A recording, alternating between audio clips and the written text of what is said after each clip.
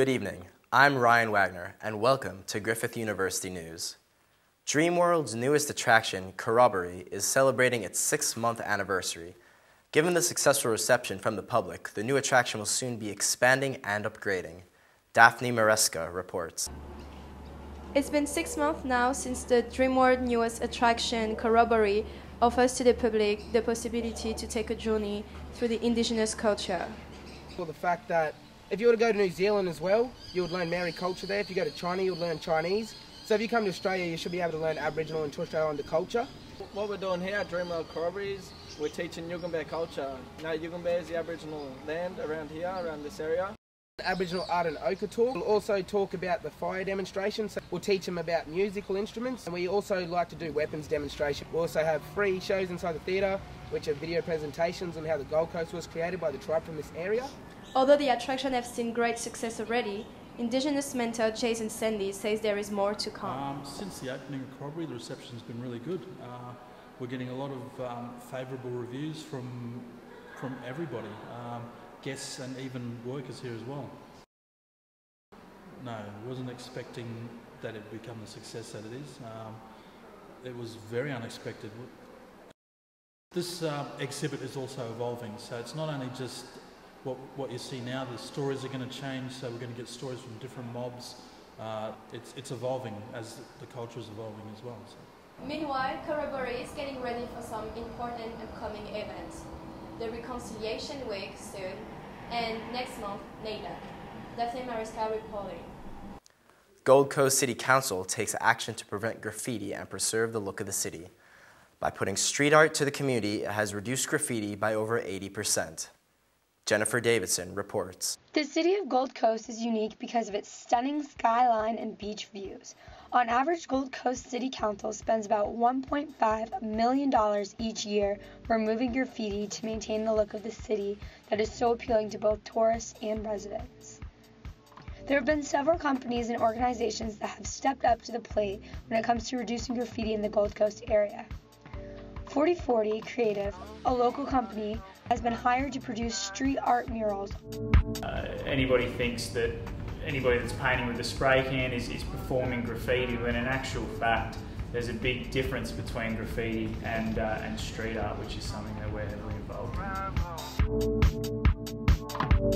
If it's artistic and it's pleasant on the eye, then it's worth looking at, but if you just tag something, you're just a vandal. I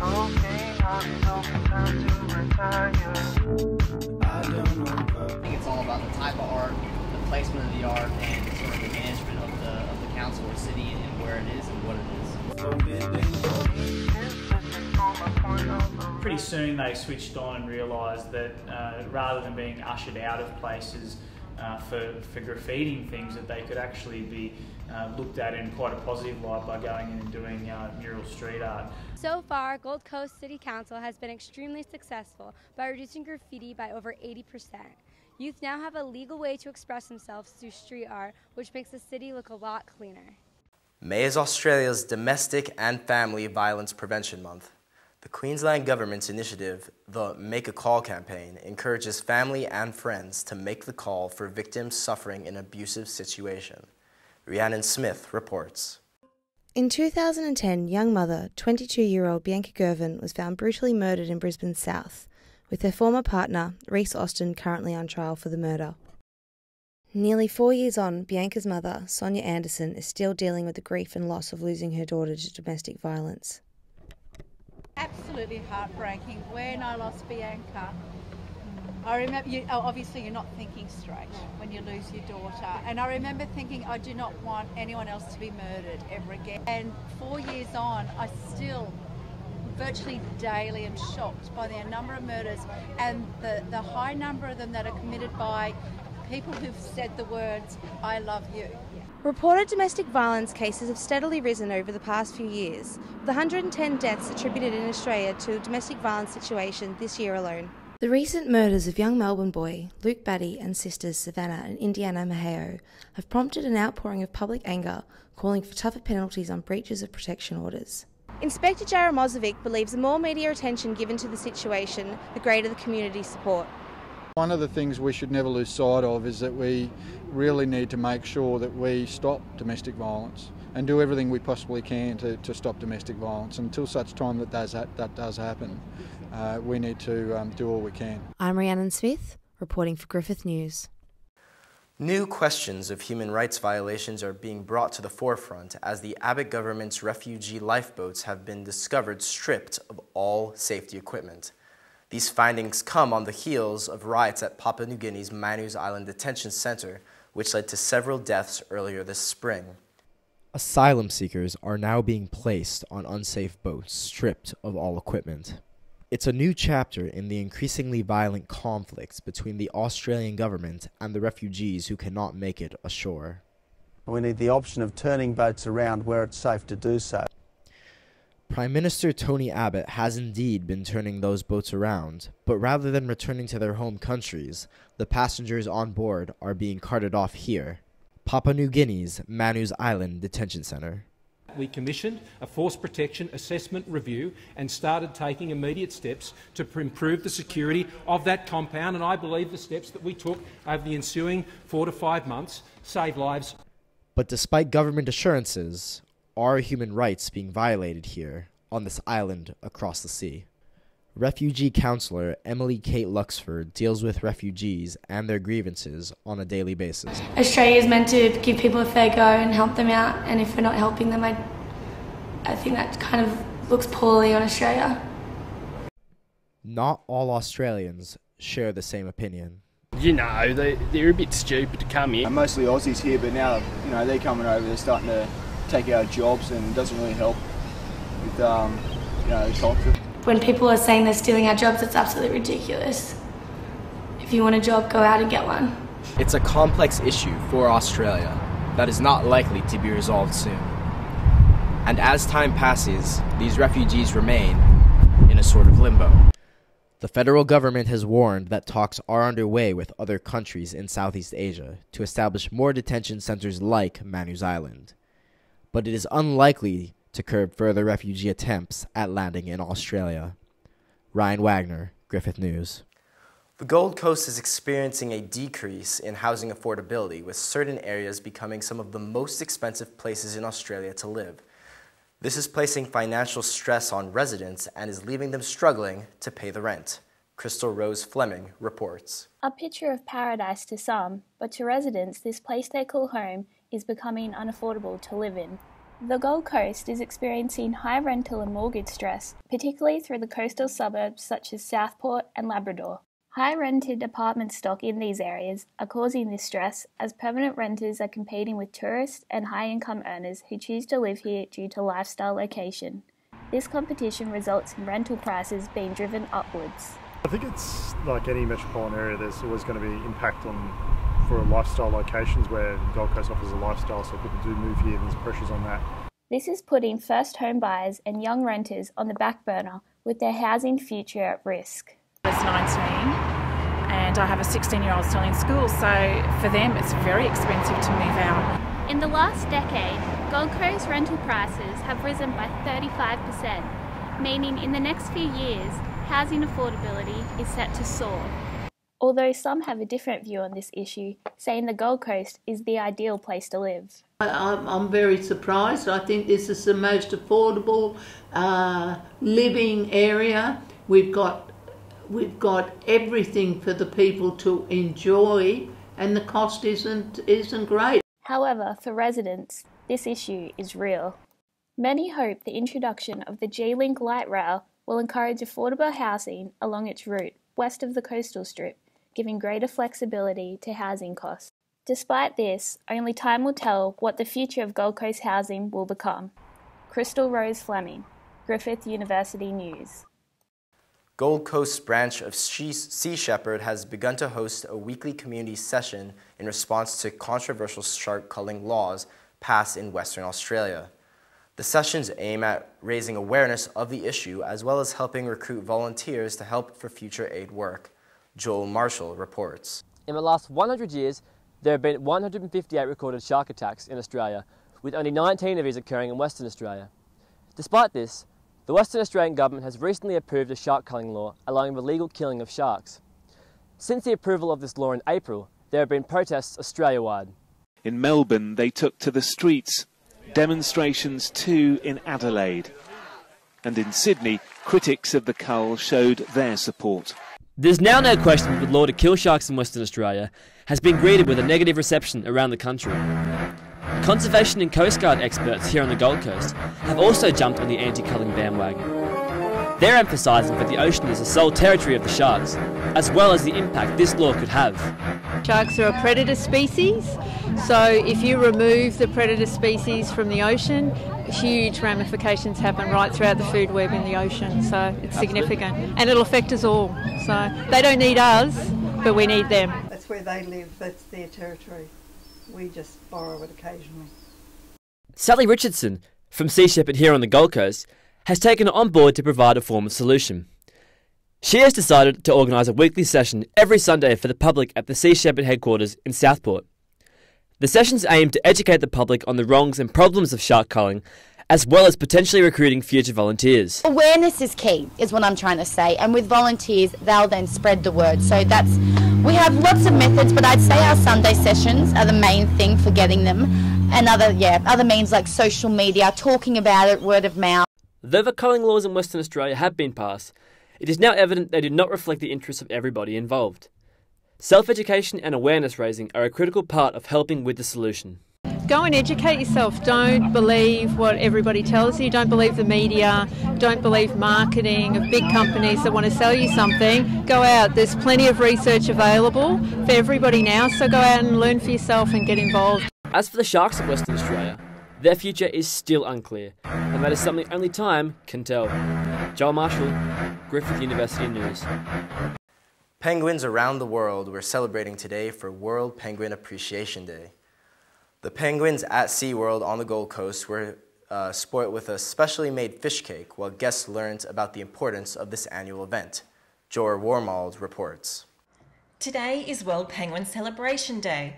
It coincides with the northward migration of penguins in the Antarctica. 13 of the 18 species of penguin around the world are an endangered species, and their numbers are still declining. Ocean pollution, oil spills, overfishing, and climate change are taking its toll on these flightless birds. World Penguin Day allows us all to remember how amazing these birds are, but also help bring about awareness of how our impacts can actually affect these guys out in the wild. Here at SeaWorld Gold Coast, at the Penguin Encounter, there are 45 penguins. These penguins are Gentoo penguins and are the ambassadors for climate change. SeaWorld guests will learn about climate change in the Antarctic region and the effects of ocean rubbish, both serious threats to these penguins. The SeaWorld Research and Rescue Centre is supported by local donations. They want to learn as much as they can about these birds. We do a lot of fundraising and a lot of contribution to research on a variety of different marine species, and particularly the penguin. I think they're adorable. I saw one fighting with others. They're just so cool and beautiful. Guests will interact with artefacts such as Gentoo eggs, feathers and breeding rocks, as well as watching these cute little birds attempt to eat this icy cold cake. Jo Wermeld, Gold Coast News. The 25th Annual International Boat Show is expected to be a loud one this year, with over 38,000 people estimated to attend over the weekend. The massive increase in tourism and big spending are expected to boost the local economy significantly. Hannah Smith reporting. This year marks the 20th anniversary of the Sanctuary Cove International Boat Show. With an estimated 30,000 people expected to attend, the local foot traffic is predicted to be enormous for this weekend. Locals are excited for the event as the International Boat Show has greatly boosted tourism and profits in the past and are expected to do again this year. With increased foot traffic in the area, what do some of the locals think about the boat show? Oh, look, there was lots of things. You didn't actually have to buy a boat. You could buy anything that went with the boat. And I did see some really great like glasses and dinnerware you could take on boats. And everything from little tinnies to great big boats, or you could even just buy a share in a boat. So that was really quite cool. Local shop owners say that the boat show is one of the most important events of the year next to Christmas and remains one of the busiest periods of the year. Happy to be celebrating its 20th anniversary, the residents of Sanctuary Cove are hoping for a turnout like never before.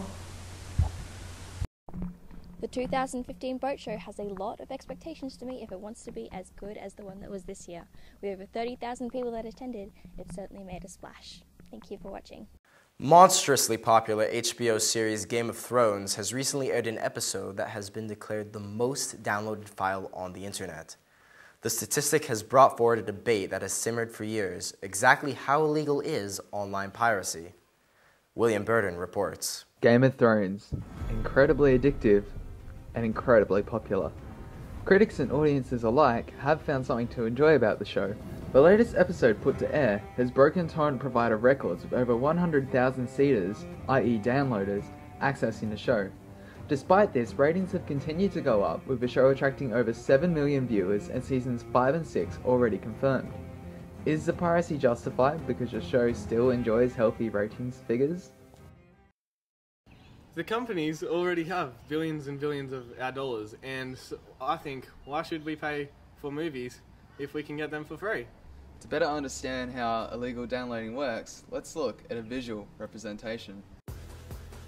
The content originally comes from the TV to the viewer. Some viewers of the show, however, take what they've just watched and illegally spread it around. If you imagine the paddle pop sticks as a file, this starts to make sense. Subsequently, this brings a whole new audience to the show, but legally did not access the content. Not everyone approves. Aspiring film creator Sam Tarrant believes that it's not fair on the artist. Personally, I believe illegal downloading is bad. Like, the individual artists don't get the money and recognition they deserve, especially for all their hard work they put in. It's hard to decide exactly who is to blame. One thing is for sure, piracy will likely be a dominant issue for many years to come. There are an increasing number of people suffering from long-term insomnia. The majority of insomniacs choose to take sleeping pills to relieve this problem. Candy Tian reports. The high quality of sleeping is a guarantee for people's health. However, there are increasing number of people suffering from long-term insomnia. The majority of insomniacs choose to take sleeping pills to relieve the problem. In fact, more effective treatments for insomnia has been put forward by doctors.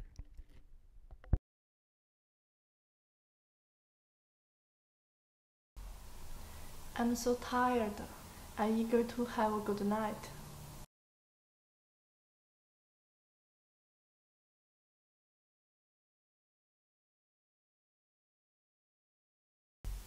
The rate of consumption of sleeping pills is growing, but this pill is dangerous. Some of the things you are doing to cope with insomnia may actually be making the problem worse, such as using sleeping pills and alcohol to fall asleep.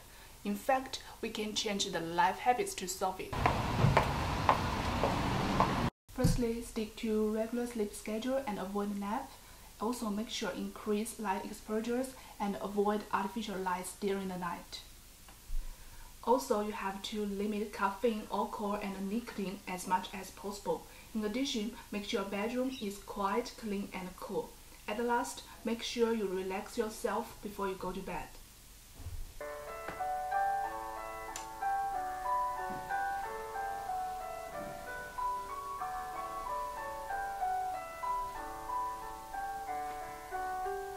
My sleep problems has been improved by the treatment.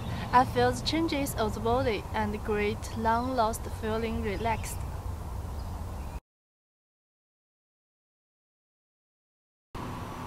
If you have the same problem, please try the method instead of taking sleeping pills. You've been watching Griffith University News. I'm Ryan Wagner. Good night.